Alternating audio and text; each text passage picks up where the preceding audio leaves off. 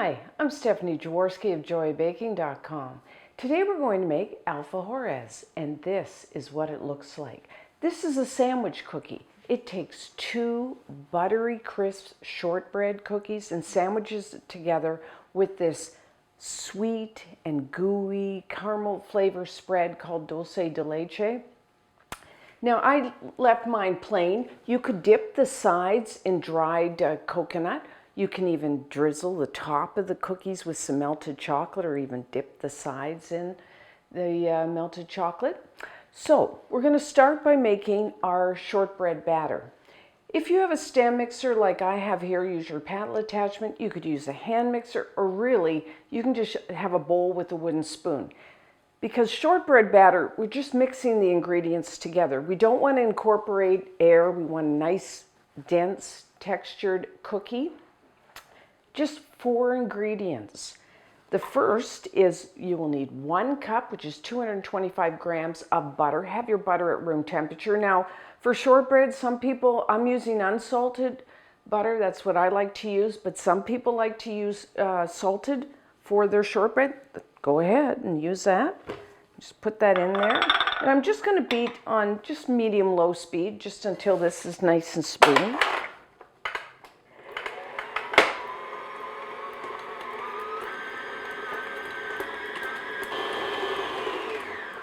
Okay, just gonna scrape down, like with any batter, periodically scrape down the sides and the bottom of your bowl. So now I'm going to add our next ingredient, a 1/2 cup, which is 60 grams. Now I'm using confectioner sugar for my shortbread. You may call that powdered or icing sugar. And that is going to give that kind of, the shortbread's buttery crisp, but they kind of melt on your tongue. Just wonderful. Tell I like shortbread cookies.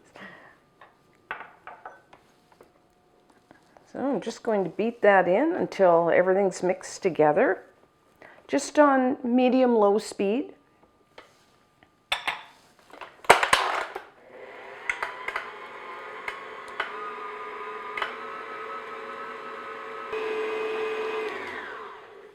Okay, that's that. And for our last 2 ingredients, in a separate bowl, I have 2 cups, which is 260 grams of all-purpose flour, plain flour. To that, I'm just adding 1/4 teaspoon, 1 gram of salt. I'm using kosher salt. You could use table salt. Now, if you used salted butter, then I would just leave out that salt. So just stir the salt into your flour. I'm using a whisk. You could just use a fork, your finger. And there. And now I'm just going to beat this on medium-low speed just until everything's mixed together.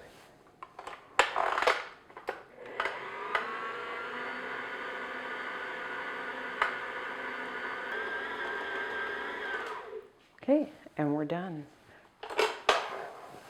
Shortbread is so easy to make. Like I said, you could easily make this by hand. So, now, we are going to roll this out, because it's a cutout cookie. So we're going to roll it, chill it, and then cut out the cookies and then bake them off. Okay. So I'm going to divide this in half. Okay, that looks good.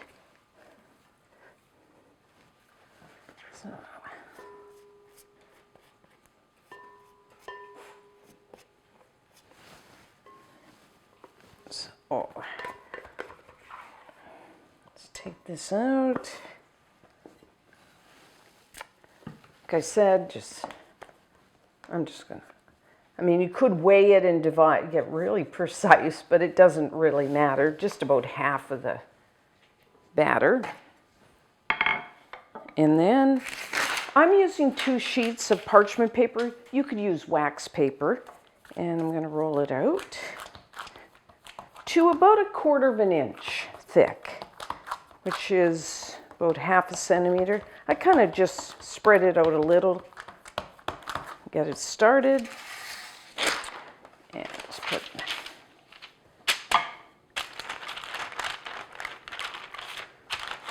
And with your rolling pin, just roll it. Now you might want to periodically, because you don't want any wrinkles in your parchment or wax paper, just flip it over. And if you're like me and have a really, this kind of slippery countertop, what I've done is put down a sheet of this silicone.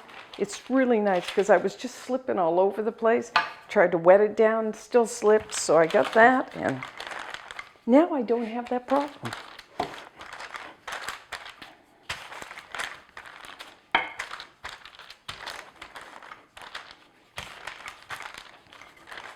So once you periodically just rub your hand over the surface, that way you can tell if it's like thicker in the center than the edges. You kind of want it the same thickness throughout.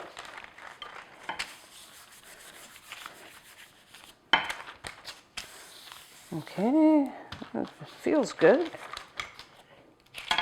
If you wanted to get, if this is your first time, you want to get really precise, you can kind of take a ruler and see if that's 1/4 of an inch, but you know, eyeball it, it's fine. So that looks good. So once you've done that, then take a baking sheet, and I'm just going to put on like that, and then we got to chill this down. You could put it into the refrigerator maybe 30 to 60 minutes just until it's nice and firm, or you could even put it into the freezer for 10 or 15 minutes. So that's what I'm going to do, and then we'll come back. We will cut out our cookies. So now we are ready to cut out our shortbreads and to bake them. So the first thing you need to do is to preheat your oven to 350 degrees Fahrenheit, which is 180 degrees Celsius. And then line your pan with a sheet of parchment paper. Actually, what I did, the top sheet I had on my shortbread here, just put it on there, so don't waste. And you will need a cookie cutter. I'm making 2-inch, 5-centimeter cookies. That's, to me, because we're putting 2 together, that's enough. I mean, if you want to make them larger, you can do that, or smaller, whatever you like. So at 2 inches, I got 15, 5 rows of 3. So this one's just a plain cookie cutter. I think when I did these ones here, I used like a jagged edge. So whichever, if you want to get decorative. And just press down. If your shortbread is really cold, it should be a clean cut. If your shortbread is still a little soft, it's sticking, then just put it back into the freezer. Like I said, well, probably just pop it into the freezer for 5 minutes or into your fridge. When you chill your shortbread, if you kind of said, well, I don't feel like, you roll it out and you want to chill it and you think, oh, I don't want to bother cutting them out today, you can leave it in the fridge, your shortbread's rolled out, for a day or 2, and then cut them out, you know, when you have the time. So, and the scraps, just what I'm going to do is just kind of bring them all together. I'm going to roll it again and chill it down. It's a bit of a process, but well worth it. I guarantee it. So that's what you got to do with the rest of that. So now for baking. So I always say everyone's oven is a little different, because it is. But I'm going to say somewhere between 10 and 12 minutes. As always, rotate your baking sheet about halfway through baking, because usually your oven has hot spots and that'll make sure you have an even bake. I like to bake my shortbreads until they're set and they're starting to brown around the outside edges. You know, with shortbread, the longer you bake them, the more crisp they will be. I like mine fairly crisp because once we put the dulce de leche in the center and you store them, you know, that the spread, the dulce de leche is going to soften our shortbread cookies. So I like to start off with a, you know, fairly crisp cookie, and they're great that way. So I'm going to say 10 to 12 minutes.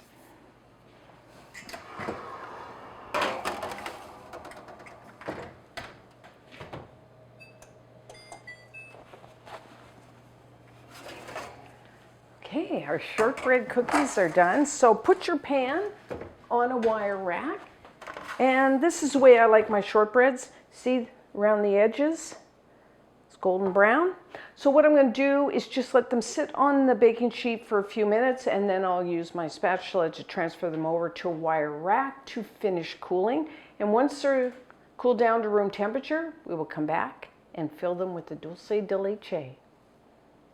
So my shortbread cookies have cooled down, so we're ready to sandwich them together with the dulce de leche. If you've never had this, you're in for a treat. It's a milk caramel spread, but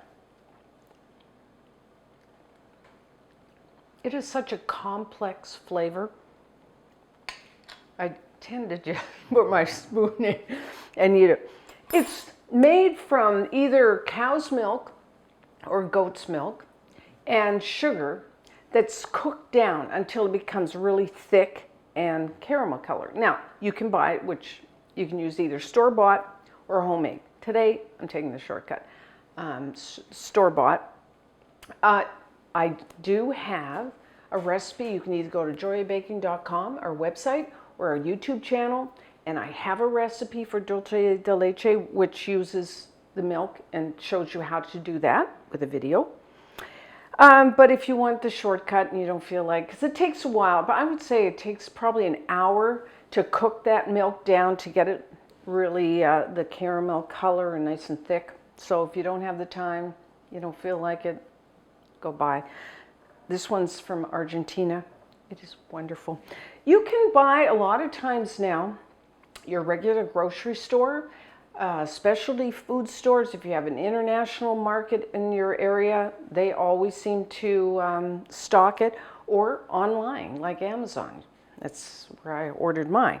So you can either pipe your dulce de leche, which I find, especially if you're doing a lot, it's easier, or you can just spoon it on, whichever. If you're piping it, just a bag. You can just use it like a regular plastic bag, or one of these disposable pastry bags. And what I do is fold back the top and then put it into a glass like so, and then put your dulce de leche in there. This is very sticky, so what, you just fill it up there. Probably lick that off later. I shouldn't, but I've already done that here. And then just take your scissors and cut off the end. And then take a straight edge, you can kind of get the air out and neaten up your bag. So what you want to do is take two shortbreads that are about the same. And by the way, your shortbread cookies are excellent just on their own. If you just want to eat them, not sandwich them together. So turn them upside down and then twist your bag and hold it in one hand. And I'm just going to pick this up. Now you can put, I'm not going to tell you how much you should put. Some people like a lot, and I'm going to put like that. What's that, maybe a tablespoon? Because I like kind of an equal amount. Taste the shortbread, but taste the caramel dulce de leche. So, you know. But if you want to get carried away, by all means. And then put your, gently press down. Now I just have them like this. Some you could dust a little powdered sugar on top. Some people like to take some dried coconut and just, put this dulce de leche into that. You could melt some chocolate and drizzle it over the top, or even dip half the cookie or the whole cookie in the melted chocolate. But I'm just going to have them right like this. Now, it's probably going to get a little messy here. These ones I filled yesterday, and see how because the dulce de leche softens your shortbread and it becomes kind of, all the flavors kind of mingle. But with this one, because it's going to get a little messy, because your shortbread is still nice and crisp. I like it both ways.